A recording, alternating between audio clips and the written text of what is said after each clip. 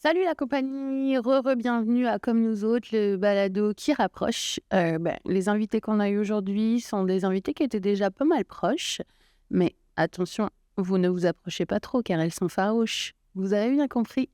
On a reçu Emna Achour et Coralie Laperrière qui sont amies dans la vie et avec qui on s'est posé la question mais comment se faire des amis au Québec? Parce que pour vrai, on aimerait vraiment savoir. Et puis surtout, comment les garder. Oui, moi aussi, j'aimerais ça le savoir. Anyway, on a vraiment passé un super bon moment avec elles. Leur complicité est ressortie dès le début. Vous allez voir qu'elles ont été super généreuses, pertinentes comme on s'y attendait.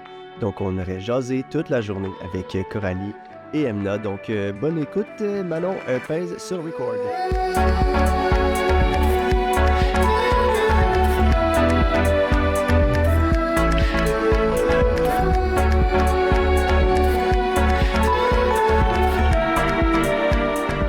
Bonjour! Bonjour. Bienvenue à cet épisode de Comme nous autres, épisode sur l'amitié. Amélie, bonjour! Allô, salut Manu. Comment ça va? Ça va bien, toi? Oui, ça va. Mon tourne en ce moment en début de février. Puis j'avoue que j'ai pas hâte de voir mon teint. Après ça, j'ai comme l'impression que je suis en train de parler à vue d'œil. Mais vous écoutez ça lorsque le printemps arrive et semble-t-il qu'il sera plus tôt. Parce que la marmotte... vous avez vu cette histoire-là, la marmotte? Es-tu déjà sorti? Elle a vu son nom. Ouais, C'était hier? Ah, vous avez pas vu Fred la marmotte? oui, printemps hâtif, à ce qu'on dit. Alors, j'espère qu'elle avait raison. Bah écoute, on y croit après ce qu'il en Après, sera. ça fait une semaine qui fait moins 60 000. Ouais, c'est ça. Fait que, Oui, et c'est pas prévu que ça s'arrête Non. la semaine prochaine, mais ça dépend ce que ça veut dire hâtif. Heureusement qu'on a un thème qui va nous donner le sourire. On va parler d'amitié avec... Est-ce qu'on vous appelle les farouches ou par vos noms? c'est comme sinon doux. Petit nom doux.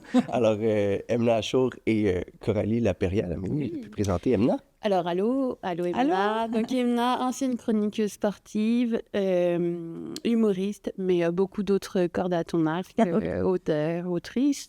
Ça, on a eu le débat. Ah, j'aime bien autrice, oui. Autrice. J'aime bien qu'on entende. Moi, je suis de cette école-là aussi. Ouais.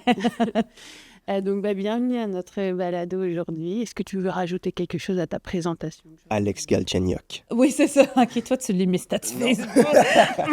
Oui, non, c'est ça. Journaliste de hockey principalement pendant 10 ans, tannée du Boys Club, terminé dans un autre Boys Club, celui de l'humour, mais mieux outillé. Coralie Laperrière est diplômée de l'École nationale de l'humour. Yes. Nash, est-ce que ça donne un statut particulier vis-à-vis Emna dans votre relation? Ah oui. Absolument pas, je pense. À part, je chiale plus souvent sur l'école, puis... Oui, elle a plus de D'accord, ouais, c'est ça. OK. Fait que tu te permets parce que tu as vécu... Ouais. Oui, j'ai vécu l'intérieur de la bête. OK. Ouais. Puis maintenant, j'imagine que ça te sert quand même pour t'as des contrats de chroniqueuse, autrice aussi, scénariste, je pense. J'avais vu que tu avais participé à des scénarios, donc beaucoup de cordes à vos arcs. Yes. C'est la première fois que je dis ça au Au pluriel. pluriel, oui. On met nos arcs ensemble. C'est ça ça. tire plus sur le Boys Club. Ouais. Amélie, est-ce qu'on pourrait décrire Emna et Coralie de personnes engagées? Oui. Oui, assurément. Mon Dieu, c'est rare qu'on se fait donner cette étiquette-là. Moi, on m'a déjà dit engageante. Ah, j'aime ça. Comme qu'on fait de l'humour engageant parce que c'était plus engageant pour la personne qui consommait. Ben ouais. L'humour. Tu parlais de mettre vos deux arcs Ouais. ensemble, ça permet aussi aux autres d'arquer en même temps, Oui. je dirais. Ouais, j'aime ça. D'où c'est né, ça, cet engagement-là? Est-ce que ça a toujours fait partie de vous ou c'est comme quelque chose qui a grandi au fil des années? Ah mon Dieu, moi, c'est depuis que je suis vraiment enfant, là, que je suis... moi, je suis née gauchiste, on dirait, là, genre vraiment de comme dans la petite pouponnière, et j'avais déjà envie de... Non, mais pour vrai, j'ai été genre présidente de classe en 2e année du primaire, puis après ça, j'ai tout le temps voulu comme...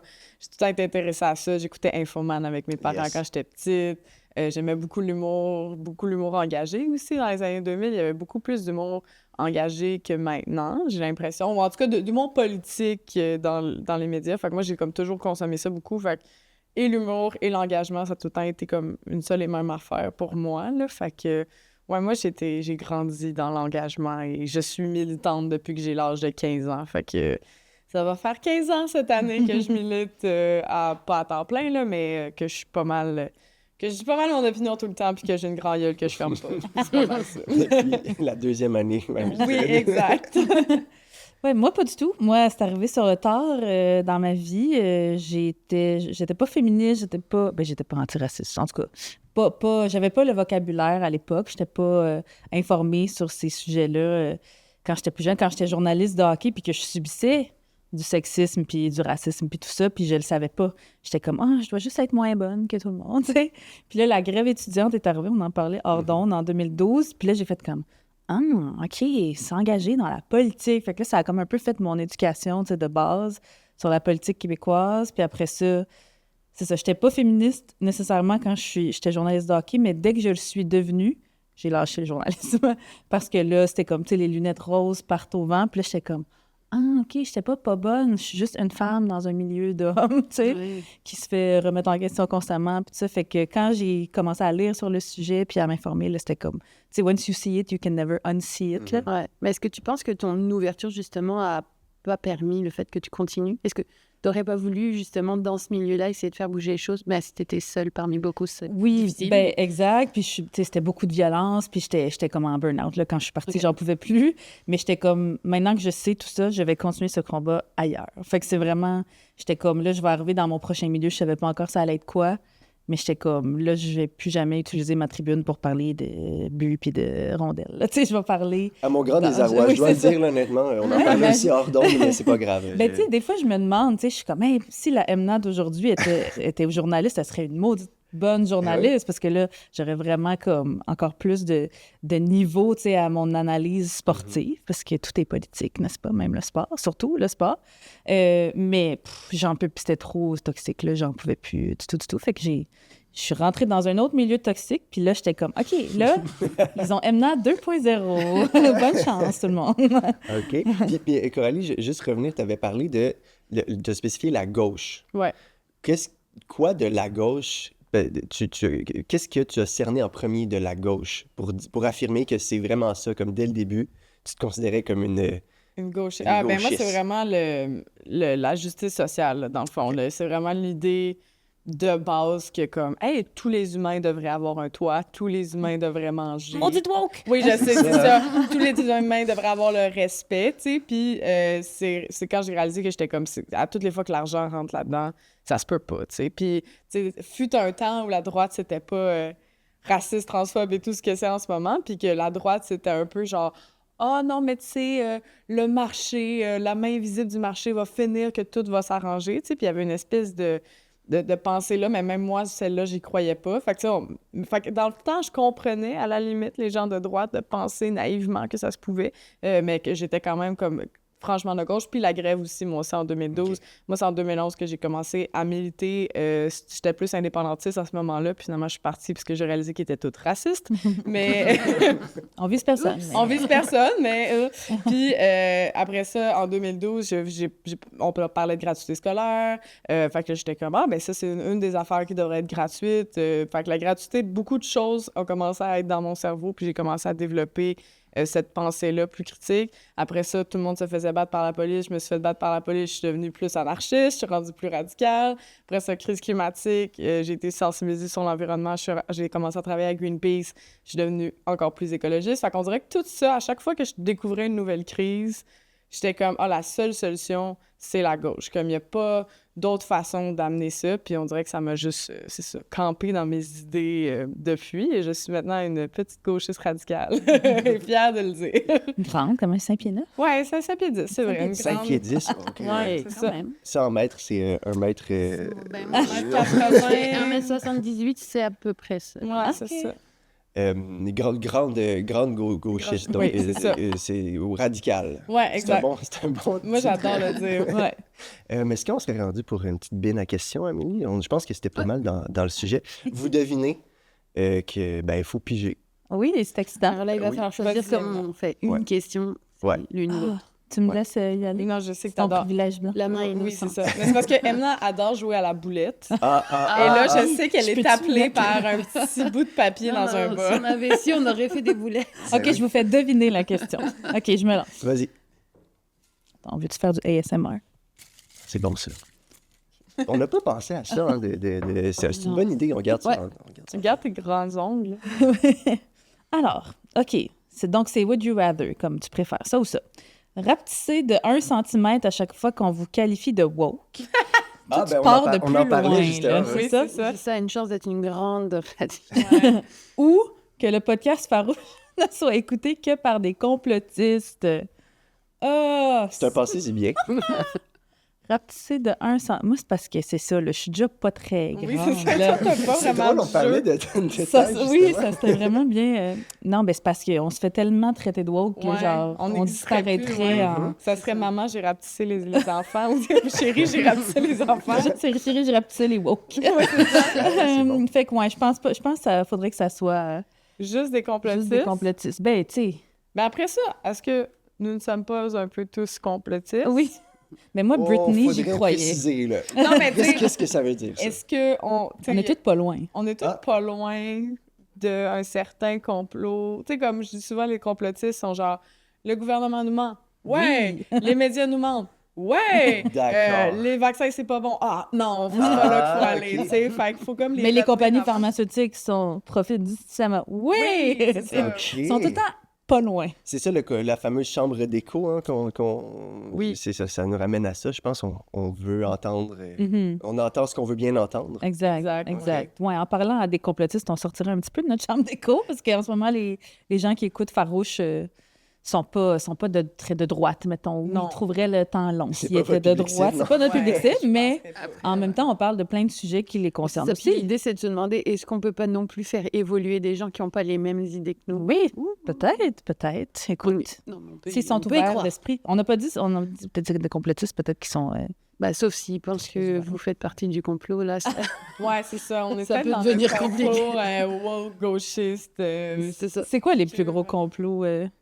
Ben, genre la 5G dans le vaccin. Oui. Mais je m'en vois. Ben, écoute, l'environnement. Ah oui, la oui, crise c'est vrai. climatique, C'est un complot. C'est vrai. On pourrait leur expliquer que, ben non, c'est pas, C'est pas un c'est pas parce qu'il fait très froid qu'on n'est pas en crise climatique. Ouais. Ah non? Non, non. Non, je suis pas capable. J'allais T'as essayé, hein? Deux secondes, là, non, c'est dur. Toi, Coralie, est-ce que tu as la même réponse que je te lance? Après ça, je prendrais un petit 5 cm de moins Ouais. des fois. Ah ouais? Ouais, mais tu sais, ça sera pas un. Tu sais, on me traite de woke 5 fois par jour minimum. Fait que Mais c'est ça. Fait que moi aussi, ça serait les complotistes. Mais les complotistes, je les aime un peu.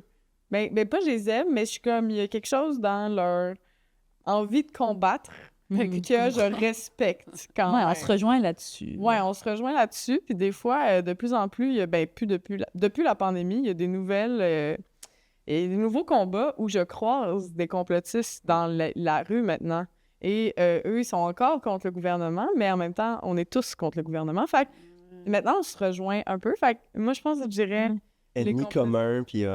Ouais, C'est ça. exact. Il y en a qui Ok. comprennent des affaires par rapport à comme qu'est-ce qui se passe, puis OK, il faut qu'on combatte ça collectivement. Je pense par exemple au combat contre Stablex là, à Blainville, Oui. que là, il y a des gens qui sont comme hey, là, les complotistes adorent ça parce que c'est Bill Gates qui empoisonne la population. Fait que là, ils sont comme oh my god, j'avais raison tout ce temps-là, puis ils sont un pas peu- loin, Ils sont ouais, pas c'est- loin de la vérité. Fait que ils sont maintenant dans la rue, ces gens-là. Fait que moi, je dirais les complotistes, mais pouvoir les amener du bon côté de la force. OK. Vous les considérez comme vos amis, mais genre circonstanciels. Des potentiels alliés. Alliés. Oui, Ouais. plus que des amis. Ah ouais. Ouais, c'est ça. Ouais. Mais c'est pas eux sur lesquels on fesse le plus dans notre podcast. Non, En fait, c'est on fesse pas du tout sur eux. Non, c'est ça, c'est pas mes ennemis. Ouais, ils font de mal à personne, genre. Ouais, ben, à part ceux qui sont comme vraiment racistes, là, mais sinon, ceux qui sont juste un petit peu perdus, c'est pas mes ennemis principaux. Non. Il y en a que je comprends quand même d'où ça vient. Vous parliez d'alliés, tout ça.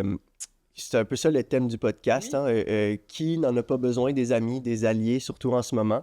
C'est pas mal ce qui nous diffère des autres animaux aussi. Là. Ouais. Donc, de la fameuse marmotte du printemps ou des écureuils qui ont mangé mon bac à compost. Moi C'est- aussi! c'est, Moi C'est un aussi. fléau. ça mange du plastique maintenant. Mais oui, paraît-il. j'ai mis de la cannelle partout, Ouais, puis ça a Ah, pas de la marché. cannelle, ça marche? Ben, visiblement, non. Visiblement. Je pensais, je sais pas. J'avais vu ça sur TikTok. Fait que oui, amitié, Amélie. Oui, ben c'est ça, on est des êtres sociaux. Une fois qu'on a défini ça, c'est intéressant, mais des amis, s'en faire dans un contexte multiculturel, qu'est-ce que ça dit? C'est ça qu'on voulait aborder avec vous aujourd'hui dans le podcast. D'où est née votre amitié, mesdames? Où est-ce que ça a commencé pour vous? Ben, moi, je me rappelle la première fois qu'on s'est écrit. T'en rappelles-tu, toi? Non. T'as un souvenir, je pense? Oui. Oui. Moi, j'avais parti pas longtemps après mon arrivée dans le milieu de l'humour. Moi, je suis arrivée en 2019, puis Coralie était déjà humoriste, avait déjà fait l'école. Puis j'avais parti une soirée d'humour qui s'appelait Les Allumetières, qui était une soirée avec que des femmes, une soirée open mic avec que des femmes, des personnes à diversité de genre. Puis j'approchais des femmes humoristes pour les inviter à venir à ma soirée. Puis je pense même que c'est Coralie qui nous avait écrit parce qu'elle avait entendu parler de notre soirée. Puis nous, notre fonctionnement, c'est qu'on voulait comme une soirée safer space. Fait qu'on voulait pas de propos racistes, grossophobes, évidemment sexistes sur la scène. Fait qu'on l'écrivait aux humoristes qui voulaient venir. T'es sûre que tu as du contenu comme ça? Est-ce que tu serais ouverte à ce qu'on discute de ton contenu si jamais t'es pas sûre, tout ça? Puis j'avais écrit ça à Coralie, donc pas de racisme, pas d'homophobie, pas de tu sais, je sais pas, transphobie, tout ça. Puis elle était comme, moi, je suis pas très phobe, je suis plus iste. Puis elle était comme écologiste, féministe, non, tous les mots. Puis j'avais fait comme, elle est cool. Yes! Puis là, elle était venue aux Allumetières, puis c'est la première fois qu'on s'était rencontrés, c'était comme ça. Puis après ça, on n'est pas 1000, des humoristes gauchistes, féministes, écologistes, tout en iste. Fait qu'on a trauma bond ensemble. Ouais, c'est ça. Ouais. Puis, moi, je me rappelle d'un moment donné, on a juste... Je sais plus de quoi on voulait parler, d'un projet. Je savais même pas avant Farouche. J'étais proto-Farouche, je pense. Puis j'étais venue chez toi, puis on avait juste... Je me rappelle qu'il était comme, moi, je bois pas beaucoup, mais tu veux-tu du vin? Puis on a juste fini la bouteille de vin en bitchant le milieu pendant comme 3 heures. Je me rappelle pas de ça. On n'a pas les mêmes souvenirs du début de notre amitié. Puis, mais genre, parce que c'était aussi la pandémie, fait qu'il y a des moments où on se voyait pas tant que ça, mais quand on s'est vus, on a commencé à comme builder notre amitié, puis on habitait pas loin aussi dans ce moment-là. Ouais. Fait que... C'est vrai. Ouais. Puis Farouche l'a accéléré, je pense aussi. On n'était même pas... on n'était pas amis comme on l'est maintenant. Non, c'est vrai. Avant Farouche. Le Farouche nous a vraiment comme... a scindé, comme a vraiment bétonisé notre amitié, puis... Ben, c'est vrai, moi, on se connaissait comme c'est ça, de loin, mais on se voyait souvent, de temps en temps, puis on n'était pas invités souvent sur les mêmes spectacles non plus, Non, parce que there can only be one gauchiste. une fille par... Une fille, puis une gauchiste en plus. Mais je me souviens, d'avoir eu vraiment envie de faire un podcast un jour, puis de m'être dit, il n'y a personne d'autre avec qui je voudrais le faire. J'étais comme, il faut que je le fasse avec elle, sinon je le ferais pas, tu sais. Puis là, on s'en était parlé, puis c'est ça, comme elle dit, Farouche, c'est un super beau projet, c'est notre petit bébé, mais c'est aussi occupe 90% de nos conversations tout le temps, fait que ça fait qu'on se parle beaucoup souvent. Puis aussi, on a fait Pas de filles sur le pacing ensemble, qui est Ouais. une page Instagram pour dénoncer l'invisibilisation des femmes en humour. Puis ça, c'est un peu avant Farouche, mais déjà, on était comme...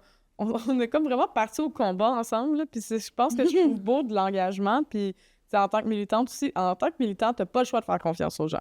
T'es comme, on est dans un combat, on est dans le marde, tu veux rentrer, parfait, rentre dans le bateau, puis on y va, tu sais. Puis je pense qu'on a vraiment fait ça avec Emma, on était comme, OK, les deux, on veut combattre ça, on est les deux seuls qui sont game de faire ça, ben go! Puis on a juste foncé dans le tas, puis je pense que c'est aussi ça qui a comme forgé notre amitié, de juste se faire confiance en mode, regarde, on se connaît, mais pas tant que ça. Ouais. On n'était pas autant amis, mais on a juste foncé là-dedans. Puis, veux pas, quand t'apprends...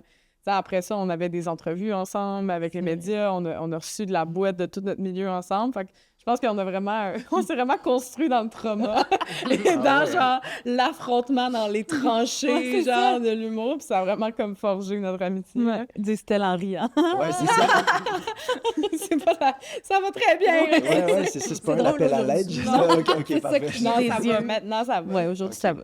Fait que là, vous avez parlé justement que Farouche vous avait lié, mais j'imagine quand même que tu sais, ça peut avoir un impact sur votre amitié, justement, qui n'est pas seulement positif. Est-ce que, tu sais, est-ce que des fois vous vous dites, bon, ben, comment on peut se retrouver en tant qu'amis quand notre vie professionnelle en fait partie intégrante? Tu sais, comment vous fonctionnez pour garder un lien hors profession? Ben, on essaye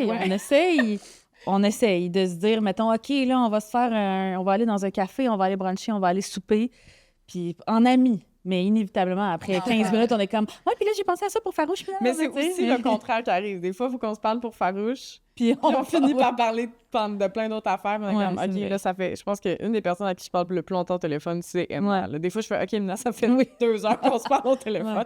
Faut En que je 2026, parler au téléphone longtemps, c'est un exploit Ouais. quand même. Mais Puis là, on est comme, ah non, faut revenir là-dessus, tu sais. Puis des Ouais. fois, on va comme partir. Puis on est comme, attends, là, faut vraiment finir ce sujet-là parce que sinon, on n'aura pas travaillé. Puis Ouais. là, on finit. Puis après ça, on... Mais je pense aussi que Farouche, ça marcherait pas si on n'avait pas cette complicité-là. Ouais. Tu sais, je Ouais, pense que les c'est gens ça. qui l'entendent Ouais. le voient que c'est pas difficile pour nous de comme, tu sais, même, tu sais, oui, on prépare l'épisode, puis on a des mots décrits, puis tout ça, mais on a de la répartie, puis on a des insides ensemble, puis on, tu sais, ça se voit là, qu'il y a une fluidité grâce à notre amitié dans Farouche. Puis vous aviez mentionné tantôt quand vous aviez grandi, ben ça c'est l'humour qui est de par l'École nationale de l'humour. L'humour est arrivé un petit peu plus tard. Nous, on a un podcast qui parle de l'immigration interculturelle, justement. On voudrait vous amener un petit peu dans ce sujet-là, bien sûr. Comment est-ce que vous l'abordez, ce sujet-là, principalement dans dans votre contenu? Parce que vous avez une relation qui est interculturelle. Vous, ben, premièrement, on peut commencer par vous deux. Quelle place elle occupe cette dimension-là dans votre relation amicale? C'est intéressant. Emna, je suis tout le temps sur les femmes blanches, puis j'en fais partie. Puis elle me dit jamais « Not all femmes blanches ». Ouais, c'est ça, je pense. Je pense que c'est d'accueillir ces critiques sans tout prendre personnel. Ouais. Ben c'est... Tu sais, moi, plus je vieillis, plus, tu sais, je pense qu'on fait tout ça un peu, là. Je trie les gens à qui je fais confiance, puis c'est quoi mon entourage proche, puis c'est avec qui que je me lie vraiment, puis que je veux bâtir quelque chose pour le futur et tout. Puis plus je vieillis, puis plus je me rends compte que c'est ça. Tu sais, moi, j'ai grandi dans des milieux très blancs. Toute ma vie, j'ai souvent été la seule femme maghrébine de mon cercle d'amis, de ma job, de mon entourage, de tout ça, de mon travail, c'est ça. Fait que là, maintenant, j'ai plus de... Je suis plus méfiante, je suis plus difficile dans mes choix parce que j'ai vécu beaucoup de violence, comme plein de personnes issues de l'immigration. Fait que, tu sais... Sans dire que Coralie était en évaluation quand on s'est rencontrés, ben, tu sais, même inconsciemment, tu sais, avant de faire confiance, je veux écouter, je veux savoir, tu sais, puis ce qui aide, je savais que Coralie avait d'autres amies qui étaient pas blanches, ce qui est souvent le fun de pas être la première amie pas blanche, tu sais, dans un... Tu sais, toi, t'as grandi dans des milieux super multiculturels, Ouais. tu sais, je pense même plus que moi. Ouais, ben vraiment, là. Moi, j'ai été au contraire souvent la seule blanche de mes amis. Fait Ouais. que, ouais. Wow, non, ça m'est jamais arrivé. mais oui, fait que, tu sais, je le sais quand je peux parler de ces sujets-là avec Coralie. Je sais que j'ai pas besoin de code switch avec Coralie. Ouais, je sais que je peux chialer sur les femmes blanches en toute... puis les hommes blancs aussi, là, en toute quiétude. Ouais, puis je pense que ça a vraiment aidé aussi de... Je sais pas, je pense que... En tout cas, moi, j'ai été quand même ouverte, là, ben pas ouverte, mais de, tu sais, ça a toujours été naturel pour moi, là, de, comme, outrepasser même les... Tu sais, de pas... j'ai toujours compris que le racisme, ça existait. J'ai toujours compris que la suprématie blanche, ça existait. J'ai toujours, tu sais, comme ça n'a pas été nouveau. J'ai jamais pris personnel. J'ai jamais eu de... Ben, sûrement que j'ai déjà eu de la fragilité blanche parce que je suis pas immunisée à ça. Mais j'ai toujours compris ces concepts-là, puis j'ai jamais voulu les mettre de l'avant. Quand je réalisais que ah, t'es-tu en train de penser que t'es plus intelligente que ce que les gens te disent en ce moment? Ben, j'essaie de comme éteindre cette voix-là puis d'écouter vraiment ce que les gens disent. Puis je pense que ça m'a aidé dans toutes mes relations aussi qui sont, qu'on pourrait dire interculturelles, là, mais tu sais, souvent, tu sais, quand j'ai plein d'amis de différentes origines, de différentes cultures, puis comme moi, pour moi, c'est super important aussi. Moi, je trouve que c'est un red flag quand quelqu'un a juste des amis blancs aussi.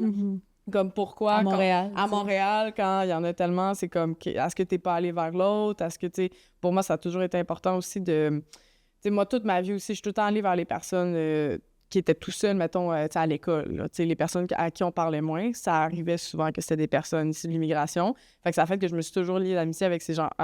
Avec ces gens-là, j'aime pas ça. Avec Avec les nous autres. autres. Oui, Les autres, voilà. oui, mais avec tout le monde qui était outsider un peu. Là, tu sais, j'étais aussi amie avec toutes les personnes queer, les personnes de théâtre, les personnes weird. Tu sais, comme... fait que j'ai toujours préféré les personnes outsider parce que je me sens moi-même outsider. Fait que pour moi, c'est comme juste naturel d'avoir des amitiés avec des gens qui font pas partie de la grosse affaire qui est comme normale, le gros bloc un peu monolithique de de la société, là. J'ai jamais voulu être dans ce bloc-là. J'ai toujours voulu être à part de ça.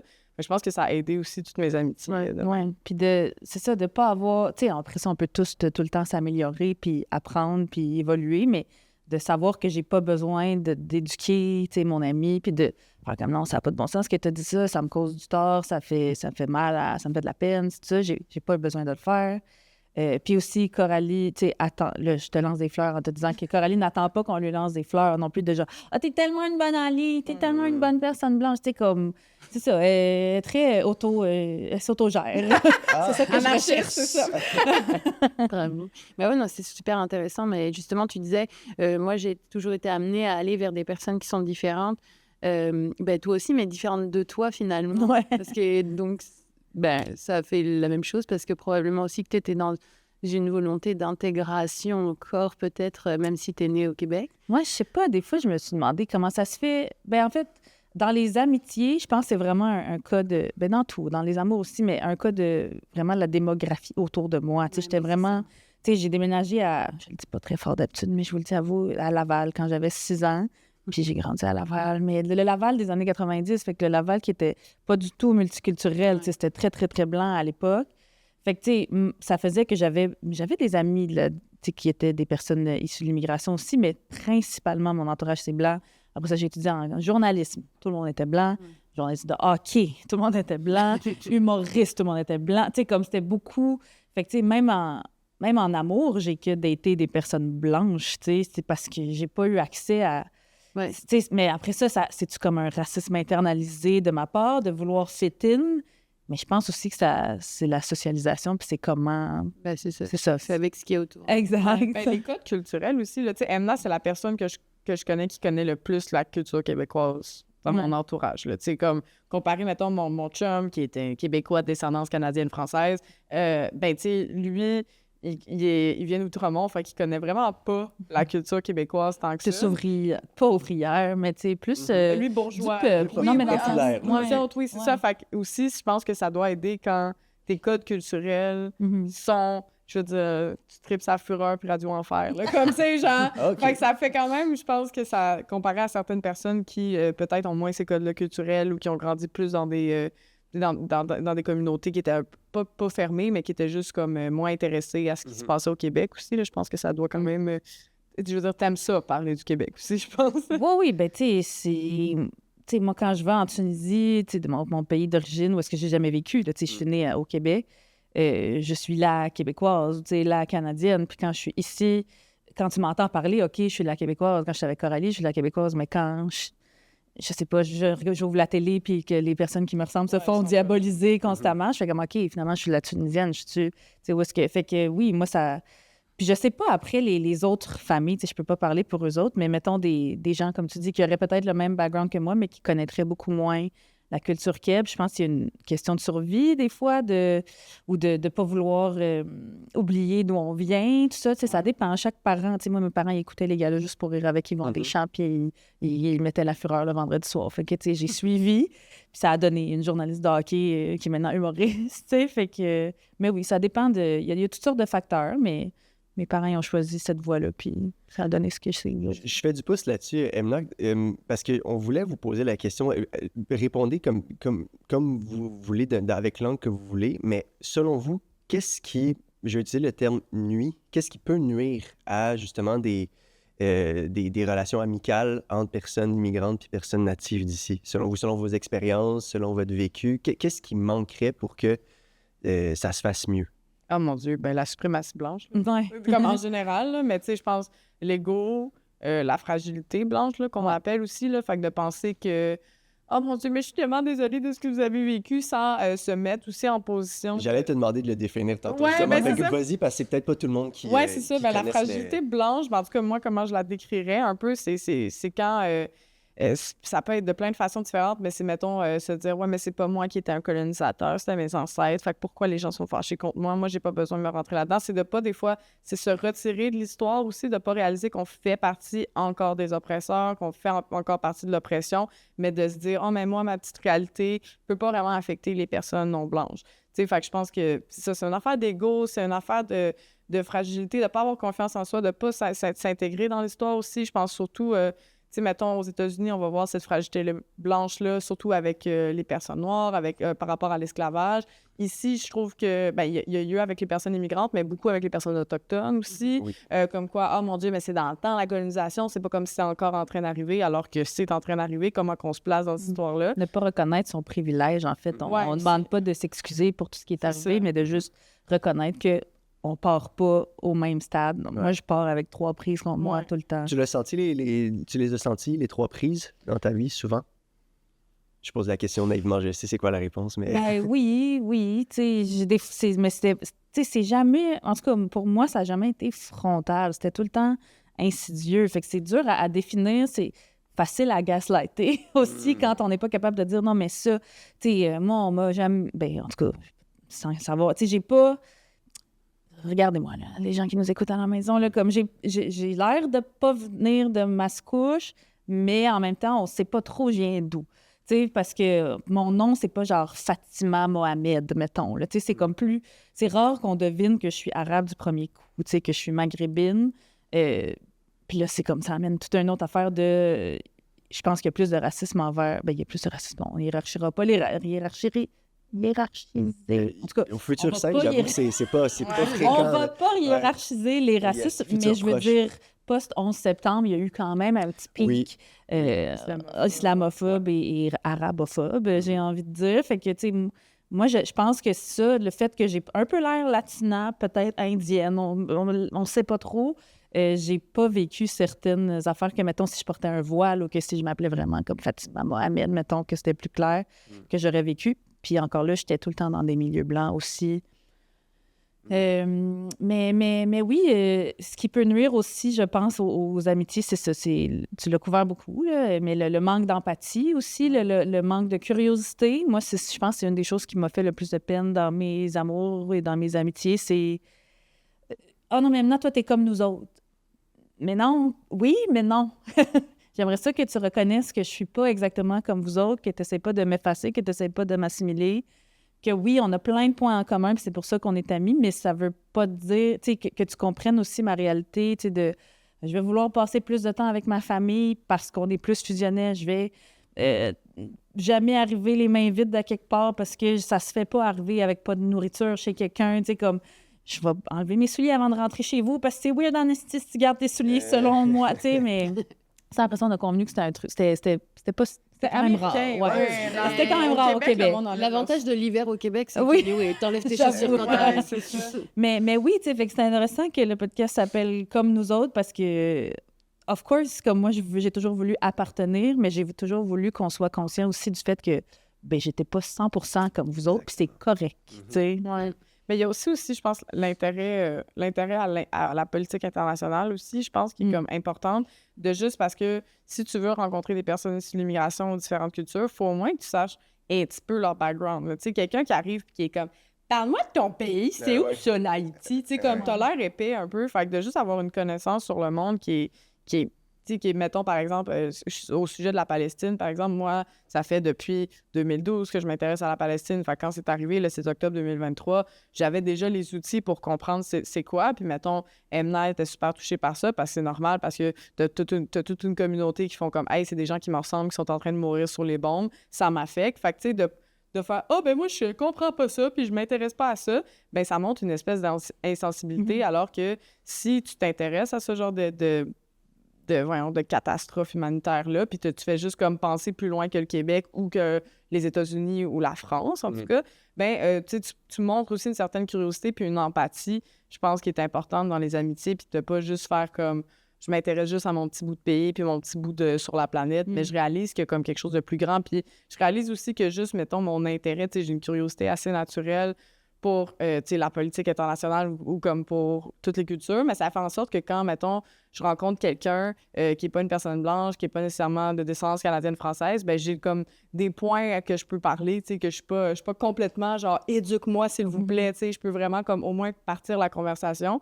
Puis je pense que ça aide aussi, là, les gens fassent comme ah, OK, justement, j'ai pas besoin de tout lui expliquer, j'ai pas besoin de tout l'éduquer. Elle a au moins une petite connaissance. Quand je dis le mot colonisation, elle n'est pas comme « Hein, de quoi tu parles? » Tu sais, fait que je pense que tout ça, c'est vraiment important pour juste pour si les gens nous écoutent puis qu'ils veulent avoir des meilleures relations aussi avec des personnes non blanches, des personnes issues de l'immigration, c'est vraiment d'avoir juste un intérêt pour l'humain en général, puis ce qui se passe sur la planète en général. C'est intéressant ce que tu dis, mais même des fois, sans que ce soit la politique pure et dure, ça peut être même dans des détails. Oui. Là, on parlait tout à l'heure du hockey, mais c'est sûr que quelqu'un qui vient de l'étranger puis qui va parler de hockey à une personne qui, mettons Manu, qui serait intéressée par ça, pareil, c'était...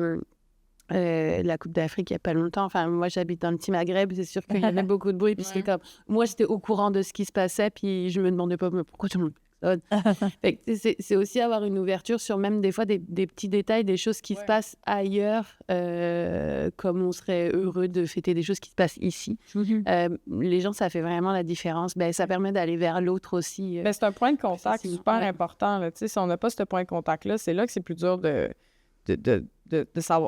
d'avoir des bases aussi là-dessus. Là. Puis c'est un peu absurde quand des fois tu entends des discours là, par les grands médias, soit les grands médias de masse ou des politiciens qui vont dire « Non, mais là, les gens, ils viennent ici puis ils ont pas de...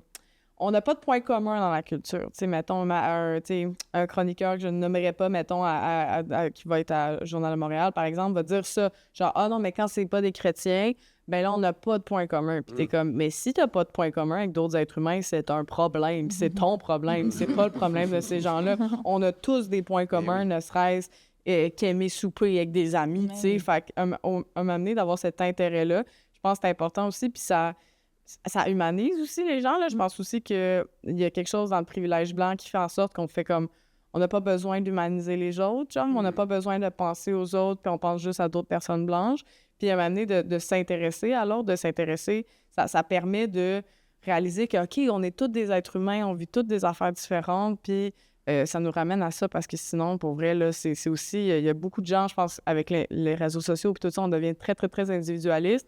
Puis ça devient facile de « Ah, si c'est pas la même réalité que la mienne, je l'ignore. » Puis de justement, comme se forcer à être curieux, curieuse, puis d'aller vers l'autre, je pense que ça change vraiment tout, là, dans toutes nos relations. Cela dit... là, j'en ai peut-être déjà parlé avant. Je m'excuse si je radote sur ce thème-là, mais c'est parce que ça me tient à cœur, parce que j'ai l'impression que c'est ça qui est pas mal à la base de tout. Oui, de tout, l'éducation. Moi, je suis allé au primaire au public. Okay? Donc, on est à Montréal, donc j'ai grandi dans Villeray, puis c'était bon, bien sûr, c'était très... Plusieurs cultures se côtoyaient, tout ça, mais je suis allé au secondaire au privé. Et là, on était peut-être 90% de personnes blanches. Fait que, est-ce que ce serait pas aussi, justement... Moi, je sais que j'ai manqué d'opportunités. Je le sens vraiment, là, que j'ai manqué d'opportunités de créer des liens avec des personnes différentes. Je parle en termes de physionomie de moi. Puis on est à Montréal, fait que j'imagine même pas à l'extérieur de Montréal où, statistiquement, il y a beaucoup moins de... Fait qu'est-ce que ce serait pas ça aussi? Il y aurait pas un manque d'occasion, tout simplement, de rencontres? Puis moi, le secondaire, tous mes amis que j'ai en ce moment... 80% de tous mes amis, c'est au secondaire que je me les essuie fait. Donc... Oui, bien, tu sais, c'est ça. On peut pas changer le background d'où on vient, puis l'éducation qu'on a eue, puis tout ça. Mais ce qu'on peut faire en tant qu'adulte, with free will, aujourd'hui, je pense, c'est, mettons, un peu analyser, un peu observer quel genre de musique on écoute, quel genre d'émission de télé on écoute, c'est qui nos humoristes préférés, c'est qui nos auteuristes préférés. Tu sais, si c'est des hommes blancs tout le long, là, ça forge un petit peu, justement, j'allais dire, ta fermeture d'esprit. Si vraiment t'es pas inclusive, même dans l'art que tu consommes. Moi, je pense que ça passe beaucoup par l'art qu'on consomme. Oui, mais moi, j'y allais vraiment plus dans le sens de créer des liens, vraiment. Parce que oui, ça n'empêche pas d'être allumé, d'être au courant, mais de créer des liens. Moi, je le sais que ça a vraiment nuit à ça, simplement par manque d'opportunités. Ce qui est fou, c'est qu'il y a deux façons qu'on crée des liens, mettons, surtout à l'âge adulte. C'est soit l'éducation, prendre des cours ensemble, soit nos hobbies, puis soit notre travail. Mais quand, mettons, il y a ça dans le milieu de l'humour, il y a ça dans plein d'autres milieux, quand on travaille juste en personne blanche, mais comment tu veux rencontrer des nouvelles personnes? Puis ça, je pense qu'on a tout... en tout cas, au niveau du travail, c'est dur de tout changer tes liens, puis comme, OK, maintenant... je vais aller, je sais pas, prendre un cours de salsa en essayant de me faire des nouveaux amis. C'est peut-être pas ça qui va marcher. C'est peut-être pas une réussite. C'est ça, mais si, mettons, quelqu'un qui est au travail, moi, je pense qu'on a vraiment on a les deux mains sur le volant. Là. Souvent, surtout quand les gens engagent de nouvelles personnes, ben là, c'est super important de prendre des critères de diversité et inclusion, par exemple, puis de vraiment s'assurer de rentrer dans le milieu de travail des personnes non blanches. Puis je pense que ça, mettons, c'est une affaire qu'on devrait faire de plus... on n'en parle même pas à quel point je pense que c'est important, tu sais, puis il y en a même des gens qui vont avoir des backlash, là, tu sais, comme moi, je connais quelqu'un qui a fait ces efforts-là dans son travail, puis après ça, les autres personnes blanches vont chialer en faisant « Ouais, mais là, il y a un accent, fait que là, des fois, ça fait que le Zoom est plus long. » Ben le Zoom sera plus long, tu sais, comme, apprends ça, mais Mani, il faut, comme, forcer ces rencontres-là aussi, fait que, tu sais, même si elles sont pas naturelles, puis, tu sais, nous, on l'a vécu dans le milieu de l'humour, de les gars, mettons, qui engageaient pas de femmes, étaient comme oui, mais il n'y en a pas de femmes. Non, t'es pas intéressé vers les femmes, tu fais pas cet effort-là. Fait que oui, ça prend un effort, mais je pense que, mettons, surtout au niveau du travail, c'est un effort qui est vraiment facile à faire. Là. Tu sais, nous, à notre podcast, justement, c'est vraiment un effort qu'on va faire. On va essayer, on est allé prendre des personnes autochtones puis vraiment les trouver aussi, ces personnes-là, parce que des fois, elles sont pas évidentes, là, tu sais, parce que les médias les mettent pas de l'avant. Mais là, il faut vraiment que tu fasses ce travail-là de OK, comment je pourrais aller chercher des nouvelles personnes pour voir ça? Fait que je pense aussi que oui, il y a l'affaire qu'on n'a pas pu créer des liens, mais il faut aussi comme, OK, essayer de se forcer à les faire, ces liens-là, parce qu'il n'y a personne qui va les faire pour nous, tu sais. Mais le milieu militant ou le milieu communautaire ou le milieu de bénévolat, je pense que c'est une très bonne façon aussi de s'ouvrir sur les autres personnes en voulant s'impliquer, par exemple. Là, on finit par avoir des autres relations qu'on n'aurait pas eues nécessairement. Oui, aller à des manifs organisés. Mais c'est ça, le militantisme en général, c'est pour ça que je dis aussi l'art, mais l'art dans le sens de hobby, dans le sens d'aller essayer des affaires qui sont hors de nos habitudes, qui sont portées par des personnes issues de l'immigration, bien, ça crée des liens automatiquement, tu sais, mais c'est sûr que si on va juste au match du Canadien tout le temps, ça va être...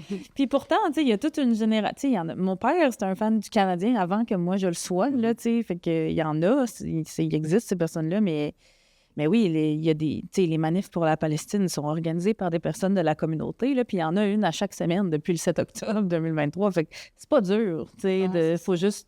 C'est ça, sortir de chez soi, mais tu sais, moi, je le vois un peu comme pas un red flag, mais tu sais, plus, j'ai de la méfiance envers, ben c'est ça, les gens qui n'ont pas parlé, mes amis, mettons, ou des personnes blanches dans mon entourage qui n'ont pas parlé de la Palestine depuis le début, parce que je le prends personnel. Je suis comme, si tu t'intéresses pas à la Palestine, ben ça veut dire que tu t'intéresses pas à moi. Parce que pour moi, on est la même, ben évidemment que la Tunisie et la Palestine, c'est pas pareil, mais c'est mes frères et sœurs. T'es en train de dire que tout le monde est pareil? Oui. on est tout le monde, on est comme nous autres. Non, mais pour dire, si tu t'intéresses pas aux enjeux les plus graves, ben là, tu t'intéresseras jamais à mes petits enjeux à moi de femmes racisées au Québec. D'abord, c'est comme ça que je le vois, tu sais. Est-ce que vous avez beaucoup justement d'amis, alors là, il va falloir faire plus large parce que d'amis qui sont issus de l'immigration et qui sont des personnes qui ont elles-mêmes immigré, c'est-à-dire que moi, par exemple, je suis arrivée au Québec à 30 ans. Fait que j'avais déjà une culture toute faite, là. C'est différent, je pense, quand on est né au Québec, de parents qui ont une culture différente, parce que bah, du coup, on a comme des doubles codes, dans le sens où ça peut créer des chocs culturels aussi, hein, quand on arrive assez tard au Québec. Mais je me demandais si vous aviez des amis, justement, qui sont issus de l'immigration, qui ont immigré eux-mêmes à un âge adulte. Ben, principalement des Français. Principalement des personnes françaises. C'est vrai que Amel, notre amie de l'Observatoire pour la justice migrante, est arrivée à, je pense, 26 ans au Québec, de la Tunisie aussi. Mais c'est vrai que ça... Manal est arrivée en jeune âge. Ben, c'est ça. On a quand même plusieurs amis qui sont arrivés peut-être autour de l'âge de 10 ans, mais à l'âge adulte, c'est vrai que là, tu sais, même nous, on parle, mais on parle un peu à travers notre chapeau parce que nous aussi, on pourrait faire plus ces rencontres-là aussi, mais c'est ça. Je comprends ce que tu veux dire. C'est pour ça que je vous pose la question, parce qu'en fait, je pense qu'aussi, ce qui ressort beaucoup, nous, des personnes qu'on a l'occasion de voir dans notre travail, c'est que se faire des amis à l'âge adulte en étant une personne immigrée, c'est difficile parce qu'on n'a pas les codes dont on parlait, de se renseigner sur... Mais même si on se renseigne sur... on n'a pas les codes culturels, on est dans un apprentissage de ces codes culturels-là, et en même temps, même 5 ans après, même 10 ans après, on peut avoir encore des chocs culturels. Les chocs culturels en amitié, c'est... Mais moi, je pense que c'est une chance aussi, puis peut-être que, tu sais, mettons, des personnes blanches n'ont pas accès à cette affaire-là, mais moi, j'ai eu la chance, mettons, à l'âge adulte, de travailler, mettons, pour un organisme comme Pour 3 points, qui, à l'époque, on était majoritairement des personnes issues de l'immigration autour de la table, des personnes qui venaient d'arriver, des personnes qui étaient nées ici, un peu tout. Fait que j'ai rencontré pour la première fois à l'âge adulte, tu sais, des amis adultes immigrants, tu sais. J'ai aussi fait beaucoup de projets, autant en tant qu'humoriste, mais en tant que simple citoyenne avec l'Institut du Nouveau Monde, que vous connaissez peut-être, qui est, tu sais, pour... comment je peux expliquer leur mission? On est pour appuyer un engagement citoyen auprès des personnes issues de différentes communautés. Fait que là aussi, j'étais la seule presque qui était née au Québec. Là. Tout le monde était arrivé beaucoup plus tard dans sa vie. Mais encore là, c'est des programmes pour personnes racisées. Fait que, mettons, Coralie pourrait pas se pointer demain matin là, mais elle pourrait, mais ça serait plus difficile. Fait que oui, fait que ce genre de projet-là m'apporte, même moi, là, encore une fois, tu sais, puis ça, j'aime pas le dire parce que ça me blesse, ça me complexe peut-être, mais j'ai grandi très blanche, là, tu sais, de par mon entourage. À la maison, c'était très tunisien, mais dès que je sortais de la maison, ça l'était plus. Fait que même moi, j'ai des réflexes de personnes blanches, j'ai envie de dire. C'est ça, parce que là, tu parles d'amener à la rencontre, de rencontrer ces gens-là, de créer du lien. Est-ce que c'est des gens qui sont tes amis aujourd'hui? C'est ça, comme la question ultime de se faire des connaissances, apprécier les gens, découvrir différentes cultures, oui. Avoir des amis de longue date, de longue durée, qui ont une culture complètement différente de la nôtre. Est-ce que ça fonctionne? Et sinon, qu'est-ce qui fait que ça fonctionne difficilement? Ben, moi, c'est mes milieux, c'est ça. C'est dans le sens... il n'y en avait pas d'autres journalistes de hockey qui étaient des... tu sais, quand même que j'aurais voulu, tu sais, fait que, tu sais, c'est ça. Je pense que mes amis arrivés adultes qui sont le plus proches de moi, c'est mes amies françaises, mais encore là, tu sais, j'en ai une amie qui est ma plus proche, qui est française, camerounaise, fait que, tu sais... Mais elle a grandi en France, elle est née au Cameroun, mais elle est née en France, tu sais... Puis c'est ça, après, mais je sais que, mettons, dans ce groupe-là d'amies françaises, ils sont beaucoup plus proches entre elles qui le sont avec moi, qui le sont avec d'autres Québécois, Québécoises. Parce qu'après ça, tu veux aussi trouver des liens avec des personnes qui ont le même background. Puis c'est normal, c'est aussi une question de survie, je pense. Tu sais, comme j'ai une amie qui habite à Matane, qui me parle, qui est née à Matane, qui habite à Rimouski, qui est d'origine haïtienne, mais son père est haïtien, mais elle n'a jamais vécu avec lui, elle l'a jamais connu. Fait que c'est comme une femme noire à Matane et à Rimouski, c'est comme la seule, genre, que tout le monde... Puis en tout cas, puis elle me parlait des initiatives qu'il y avait, parce qu'il y avait de plus en plus d'immigrants, de personnes issues de l'immigration en région, puis elle était comme, ben il y a un monsieur qui a décidé d'ouvrir une épicerie avec comme tous les produits de tout plein de pays, parce qu'il était tanné de toujours devoir aller à Montréal pour acheter ses produits et tout ça, puis ça fait que ça a créé, c'est comme une petite communauté et tout, tu sais, c'est... L'idéal, c'est la diversité des tactiques, c'est qu'il y ait des liens qui se créent avec des Québécois, Québécoises, mais aussi qui se sentent safe dans leur propre communauté aussi. L'idéal, c'est qu'il y ait les deux, pas juste un des deux, effectivement. Moi, j'ai pas beaucoup d'amitié, mais j'ai des camarades au niveau militant que, tu sais, mettons, par exemple, avec l'abolition du programme du PEC, là, par exemple, d'Expérience québécoise, ben là, j'ai fait des nouvelles rencontres, puis des nouveaux... parce que je parlais de ces sujets-là, fait que là, les gens, ils viennent m'écrire, puis là, j'entretiens des liens. On n'est pas comme encore allé prendre des bières ensemble, puis développer une amitié, mais c'est quand même des liens que je trouve important de faire, puis que je pense que puis, plus ça va aller aussi, là, quand on regarde ce qui se passe aux États-Unis, pour l'instant, on reste des humoristes, autoproduites. Fait que, veux pas, la majorité de mes rencontres, moi, c'est dans le cadre du travail parce que j'ai besoin de payer mon loyer, puis j'ai besoin de continuer à travailler. Fait qu'on est un peu toujours en train de travailler, mais je suis aussi un peu toujours en train de militer. Puis je pense que plus ça va aller, plus je vais faire ces rencontres-là parce que j'en fais déjà. Puis pour moi, la question de l'immigration avec ce qui se passe aux États-Unis, c'est une question centrale, là. Ne serait-ce que dans l'avenir du Québec. Là. Je pense que l'avenir du Québec repose sur l'immigration, mais l'immigration est nécessaire à l'avenir du Québec. Puis si on veut comme un Québec fort, ou tu sais, comme, j'aime pas ça dire ça, mais tu sais, si on veut comme que nos hôpitaux soient pas en ruine, puis que l'éducation soit pas en ruine, puis que l'économie soit pas en ruine, ben il va falloir de l'immigration. Puis ça, c'est quelque chose qui est vraiment important pour moi, puis que je commence à avoir ces liens de camaraderie-là avec des personnes issues de l'immigration pour combattre ça. Moi, je suis comme vraiment à ça de commencer à m'enchaîner sur sur un avion quand j'entends que comme il y a des gens qui vont devoir partir, ça me met hors de moi, tu sais.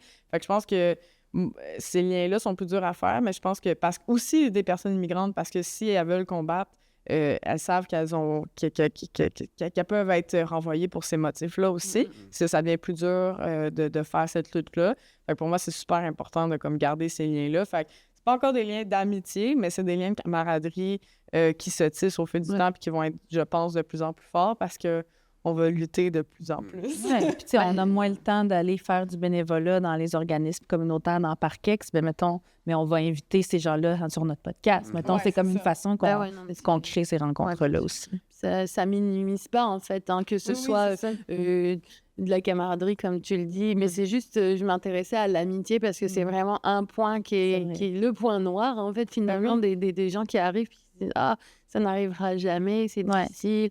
Mais effectivement, faire des liens, et tu parlais tout à l'heure d'humaniser la différence, ben ça aussi, c'est important. Tu parlais de ce qui se passe aux États-Unis. Peut-être que si on humanisait plus la différence, on arriverait plus à être dans l'empathie, puis à relate ce qui se passe, puis à se dire, oh là, ça peut pas se passer. Oui, tu sais, c'est le fameux cliché de juste toujours se rappeler que on n'est pas, dans le sens, on n'a pas la belle vie qu'on a ici au Québec parce qu'on l'a mérité. On est juste chanceuse d'être née ici, tu sais. Moi, c'est sûr que ça me fait encore plus mal de voir des gens qui ont exactement le même, tu sais, background ethnique que moi, puis qu'eux sont dans une tente, dans un camp de réfugiés, puis que moi, je suis ici. Je suis comme, mais comment c'est possible, tu sais? Mais oui, fait que si on ouvre un peu plus notre esprit et notre cœur et notre empathie, on peut plus faire des liens, effectivement.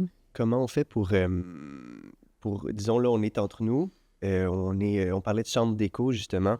Si vous aviez apporté ce message-là avec Farouche, par exemple, mais à des gens qui n'ont pas autant accès à cette réalité-là, qui sont malheureusement, qui sont un peu victimes du message qui diabolise l'immigration, comment est-ce qu'on fait pour les rejoindre?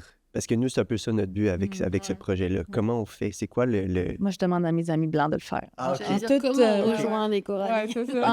En toute amitié et bienveillance, j'ai essayé de le faire puis de créer des ponts. La fameuse phrase, créer des ponts. Oui, j'ai envie de brûler les ponts. Parce que moi, je suis fatiguée puis justement, je suis tannée de me faire diaboliser. Je suis tannée que mes semblables se fassent diaboliser. Fait que je me dis, hey, ça, si ça pouvait être votre combat... ça m'aiderait, comme ça, moi, je pourrais comme me reposer des violences que je subis au quotidien. Fait que, oui, c'est important de parler en dehors de nos chambres d'écho, mais je trouve qu'il n'y a pas assez un équilibre encore. Les gens dans ma chambre d'écho se sont pas fait parler assez encore. Je veux encore leur parler à eux autres. Tu sais, moi, mon plus grand reward, c'est ma plus grande récompense quand je finis des shows, quand je finis Farouche, c'est quand les femmes maghrébines viennent me voir après les shows puis me disent « Merci, puis tu nous représentes bien, puis on est contente d'avoir enfin comme un miroir, une réflexion de nos réalités. » Fait que je suis comme, moi, c'est ça. Moi, c'est à eux autres que j'ai envie de parler pour le moment. On m'a souvent dit au début de ma carrière, non, mais il faut que tu parles à Robert puis à Gilles. Puis je suis comme, oui, mais Robert puis Gilles, ils ont des convictions politiques qui nuisent à des gens comme moi. Fait que je vais leur laisser lire des livres, parler entre blancs. Puis après ça, quand ils seront prêts à ouvrir leur cœur, ils viendront m'écouter. Mais moi, je ne vais pas me mettre faire le tapis pour qu'eux autres m'acceptent. Je l'ai trop fait dans ma vie. Mais ouais, moi, je pense que c'est vraiment une responsabilité très blanche, là, de s'ouvrir sur le monde. Puis de, tu sais, par exemple, les réseaux sociaux, je trouve que c'est vraiment une bonne façon d'avoir plus de personnes, puis tu sais, de toucher plein de monde, puis l'art aussi, là, ça fait en sorte que comme les gens connectent, puis ils vont peut-être, mettons, plus naturellement, entre guillemets, connecter avec ce que moi je fais, que Emna fait, juste à cause de ma couleur de peau, mais c'est après ça, de moi, avec ce micro-là, de dire « Hey, peut-être que t'as des affaires à régler », tu sais, puis je prends par exemple... tu sais, moi, j'ai toujours été un peu complexée même dans le militantisme puis dans mon art, je fais pourquoi je parle juste à des Blancs. Moi, j'ai jamais voulu parler juste à des Blancs. Je trouve que c'est... s'il y a juste des Blancs dans mon public, je suis comme, il y a quelque chose que j'ai manqué. Il y a quelque chose que j'ai pas fait de correct. Je suis pas capable de sortir de ça. Puis, par exemple, quand il y a eu le meurtre de Nourane Rezaï par un policier de Longueuil, moi, j'ai fait des vidéos pour dénoncer ça. Puis, je l'ai bien vu qu'il n'y avait pas 1000 personnes blanches qui avaient fait ces vidéos-là. Et mes vidéos ont été vraiment viraux, tu sais. Et j'ai eu vraiment beaucoup plus de personnes de l'immigration, des personnes de différentes communautés qui se sont mis à me suivre à ce moment-là, en mode, je pense, « Ah, OK, elle est notre base. » C'est comme, c'est pas une autre personne qui pourrait être raciste ou qui pourrait nous surprendre avec du racisme. Cette personne-là, clairement, lutte de notre bord. Puis depuis, je le vois que, ne serait-ce que dans mes relations sur les réseaux sociaux ou dans nos spectacles aussi. Dans nos spectacles, je pense que c'est en train de se diversifier. Puis que je pense aussi que ces lieux-là de rencontre, tu sais, si tu s'en vas voir le spectacle d'un humoriste, puis que tout le monde est blanc, ben tu t'oublies un peu que d'autres personnes existent. Mais là, si tu s'en vas voir un show d'un humoriste, puis oh mon Dieu, c'est diversifié, ah c'est cool, il y a d'autres affaires qui se passent, ben ça peut aussi aider à faire des L'effet domino un peu. là, Ouais, c'est ça. Fait que, tu sais, pour moi, c'est vraiment de comme le dire frontalement aussi, de pas avoir peur de perdre les privilèges de la blanchité aussi, là, de comme, tu sais, quand on le voit, par exemple, aux États-Unis, quand il y a des personnes blanches qui vont, mettons, ils mettent des autocollants de drapeau du Mexique sur leur voiture pour faire diversifier ICE. Puis ça, c'est important, mais ça te met en danger, mais en même temps, est-ce que ça te met vraiment en danger ou ça te met juste dans la même position qu'une personne non blanche, tu sais? Fait que c'est aussi de pas avoir peur de ça, puis je pense que quand tu t'exposes en mode « Hey, je suis pas d'accord avec ce qui se passe en ce moment, puis je veux combattre ça », ben clairement, ça aide à faire ces liens-là, puis je pense que c'est absolument nécessaire que le plus de monde le fait, parce que c'est aussi comme la suprématie blanche profite du silence. En fait, tous les systèmes d'oppression profitent du silence. Le patriarcat profite du silence des gars qui sont bien fins, mais qui n'osent pas dénoncer leurs amis, tu sais. Puis, tu sais, je pense tout le temps aussi, je pense que ça aide d'être une femme parce que je vois les systèmes d'oppression racistes de la même façon que je vois les systèmes d'oppression sexistes. Puis autant que je demande à des gars de faire des efforts, puis d'aller parler à leurs amis de gars, puis d'aller faire de l'éducation, que je sais que c'est le même rôle dont les gens, pas s'attendent de moi, mais qu'il faut que je fasse si je veux combattre aussi les systèmes d'oppression racistes, tu sais. Fait que je pense que ça aide beaucoup de vraiment de « OK, j'y vais, puis je mangerai la boîte comme tout le monde », mais au final, tu manges la même boîte que des personnes. Tu sais, c'est là que tu réalises, moi, quand je parle pour l'immigration, je reçois plein d'insultes, mais je suis une femme blanche, je reçois pas le 10e des insultes que Ça, tu ne reçois pas retourner dans ton pays. Ben, c'est ça, tu sais, comme... Non, je reçois des traites à la race, c'est ça qu'on dit maintenant. C'est sérieux? Ouais, vraiment beaucoup. Ben, c'est ça, ils s'attaquent à ta blanchité. Tu perds vraiment... T'es une traite, là, maintenant, là, quand tu dis ça. Fait que moi, je l'assume, tu sais. Je suis comme, je vais être une traite, là. Puis, tu sais, on dit qu'on parle à nos chambres d'écho, mais tu sais, mettons, moi, j'ai créé il y a quelques années le spectacle d'humour québécoise, qui est un show avec je voulais vraiment faire un statement que des femmes et des personnes de la diversité de genre qui sont pas blanches, pour donner un espace à ces femmes-là qui, historiquement, en ont juste moins dans le milieu de l'humour. Puis oui, ça attire évidemment un public qui se sent représenté. Fait que j'ai jamais eu autant de personnes de la diversité culturelle que dans ces spectacles-là. Mais les personnes blanches sont les bienvenues, là, tu sais, comme vous pouvez venir, puis vous pouvez trouver votre compte. C'est quand même bien des jokes sur notre quotidien, puis sur notre vie. Mais les gens excluent ça puis trouvent ça pas universel parce que, ben moi, mon quotidien, c'est mes parents tunisiens qui me disent des affaires. C'est pas... J'étais allée en camping avec ma famille gaspésienne, tu sais. Mais on a, comme tu disais tantôt, plein de points en commun de toute façon. Fait que, tu sais, je parle à une chambre d'écho, oui. Je décide de faire des shows pour un public en particulier, oui. Mais moi, on n'a jamais fait des shows pour moi. Fait que pourquoi, moi, c'était pas de l'exclusion quand Martin Matt faisait des shows sur sa blonde conne puis sa tondeuse? Puis là, moi, j'étais comme « Ah, c'est mon humoriste préféré, il me parle tellement! » Mais c'est pas du tout en tant que petite fille tunisienne, ça n'a pas rapport. Pourquoi, là, moi, ce que je ferais, ça serait juste parler à ma chambre d'écho quand, historiquement, les personnes blanches, surtout les hommes blancs, si je parle du milieu de l'humour, ont que parlé à leur chambre d'écho, finalement. Mais leur chambre d'écho, c'est le neutre. Mais moi, c'est de l'humour ethnique, de l'humour féministe, de l'humour, tu sais. Fait que je pense qu'il faut... Encore une fois, on est des artistes, fait qu'on va toujours dire que tout passe par l'art, mais je pense ne serait-ce qu'en mettant un pied dans un show québécoise, tu fais comme « Ah, OK, on rit des mêmes affaires, on peut... » Puis en même temps, ça me fait apprendre à connaître des nouvelles réalités, des nouvelles histoires, d'entendre quelque chose que j'ai pas l'habitude d'entendre dans les médias mainstream, par exemple. Fait que non, ça peut passer par ça aussi. J'adore que tu aies partagé ça parce que je pense que c'est encore quelque chose qui est mal compris, de se dire les personnes blanches ont eu 1 milliard de représentations partout, tout le temps, et encore aujourd'hui partout, tout le temps, et de se dire que les personnes qui sont racisées, par exemple, elles ont dû se créer une fausse appartenance à une représentation. C'est le cas aussi pour les personnes de la communauté LGBTQ+. Et donc, en fait, ça choque tout le monde quand dans un film, il y a un couple de lesbiennes, par exemple, et que les gens sont comme « Oh, OK, c'est bizarre, si on n'en fait pas un sujet. » Ben non, c'est juste que les personnes lesbiennes, elles, se sont tapées des films hétéros pendant des années, exact. Fait que là, c'est exactement la même chose. Je trouve ça intéressant que tu le dises parce que Je pense que c'est encore difficile pour des personnes blanches de se dire on peut faire l'effort de nous regarder un film où on n'a personne qui nous représente. Ouais. Alors, c'est rare, mais il y en Ouais. a quelques-uns. C'est vrai. Certains films sur certaines... On ne parlera pas de Heated Rivalry, tout le oui, monde, d'accord? partez-moi là-dessus. On pourrait faire une heure encore. J'ai vu ta vidéo de 42 Oui, je sors la prochaine partie. Alors, non, ce sera peut-être une autre... Un autre podcast. un autre podcast. Mais ça, je pense que ça met bien la table pour, malheureusement, le dernier segment. C'est avec tristesse qu'on doit conclure. Oui, parce que toute bonne chose a une fin, mais pas l'année de 2026 parce qu'elle ne fait que commencer. Oui. Qu'est-ce qu'on se souhaite pour 2026? Ah, Oh mon Dieu, la résistance. Ouais. Moi, je la souhaite révolution. Ouais, la révolution. Moi, je souhaite que tout le monde qui sent l'anxiété globale se mette en marche. Je pense aussi que c'est la meilleure façon de combattre l'anxiété, c'est de sentir qu'on fait quelque chose. Être dans l'action. Être dans l'action. Fait qu'on dirait que j'ai goût de dire aux gens, résistez, soyez dans l'action, faites des liens avec votre communauté. Peu importe la communauté, apprenez à connaître le nom de vos voisins, de savoir c'est qui vous entoure. C'est des gens qui ont des enfants, tu es un diabétique qu'il va falloir aider si jamais ça pète. Je pense que c'est... Faites votre cours de RCR. Non, Apprenez à faire du pain. Ouais, c'est ça. Moi, je suis là, vraiment, je suis loin là-dedans, peut-être, mais je pense... RCR, pain. Ouais, comme... Potager. Checklist. Potager, ben oui, tu sais, je pense que se mettre dans l'action, résister, connaître ses amis, je nous souhaite tout ça. Sortir de l'isolement, beaucoup. Puis faire des breaks de réseaux sociaux, tout le monde, toute la gang. Comme on est vraiment tous notre sel, c'est vraiment un problème. Faudrait couper, je souhaite à tout le monde de couper son temps d'écran de moitié. Ouais, on peut pas voir toutes des vidéos de Ice avant d'avoir pris son café le matin. C'est horrible.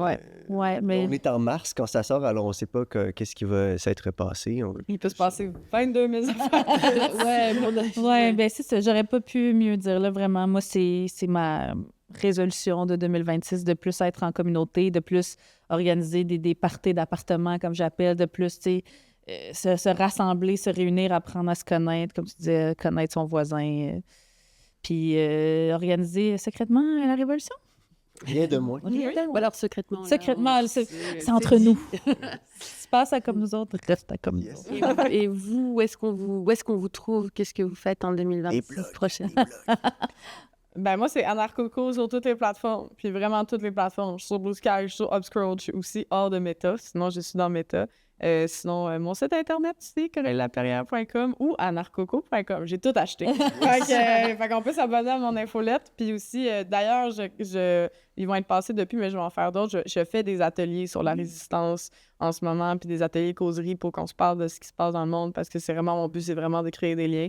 Fait que, il va en avoir d'autres là, en 2026, mais on peut tout suivre ça sur tous mes réseaux sociaux, là, pas mal. Ou dans la rue, vous pouvez venir me dire allô dans la rue. Des fois, c'est bizarre, mais j'aime mieux que le monde me dise allô qu'ils viennent m'écrire sur surtout Instagram. s'ils sont en break de réseaux sociaux. Oui, ouais, c'est mieux de qu'ils viennent me croiser dans la parler. rue. Mais pour vrai, si les gens me voient dans la rue et ont envie de me parler, je leur dis venez me parler, ça me fait toujours plaisir. Je suis un peu awkward dans la vie, mais ça me fait vraiment plaisir. J'ai l'air comme vraiment chill, mais genre, je suis vraiment Pas du tout, finalement. Non, mais je suis vraiment chill. Mais j'ai une face bizarre dans la rue, soyez pas surpris, mais venez me parler pareil.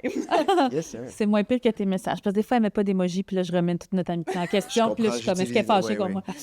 Mais non. Mais oui, même chose. Emna Achour sur les réseaux sociaux. Sinon, évidemment, écoutez notre podcast Farouche. C'est beaucoup par là qu'on a des conversations des fois dures, mais toujours dans la bienveillance et dans l'humour. On fait des spectacles aussi, des spectacles d'humour politique. Oui, on bloque tout. On fait des spectacles politiques. Moi, je prépare la deuxième édition de mon festival Hystérir, qui a aussi, encore une fois, que des femmes et des personnes à diversité de genre.